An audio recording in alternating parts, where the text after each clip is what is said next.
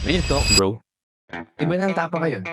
Too sweet, too dry, for preservatives. Asa na yung sarap ng kulay na tapa? Hi, my name is Chef Ryan G.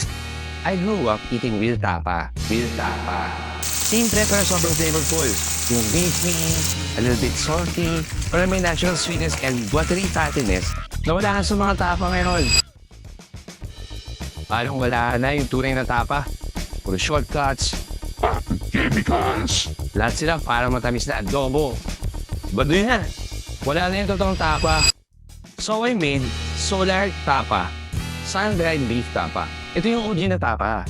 Kaya mas mahaba yung buhay ng mga ninuno natin kasi walang harmful preservatives. Araw lang at asin.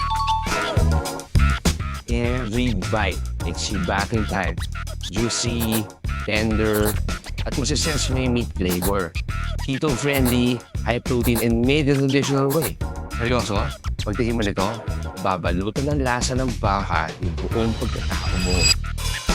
Gusto nyo bang ma-experience ang tunay na tapa? Yung tapa ng ninuno nyo? Mag-solar tapa ka na at mag-time travel pabalik sa sarap. Bilisan mo lang, baka mabusan ka.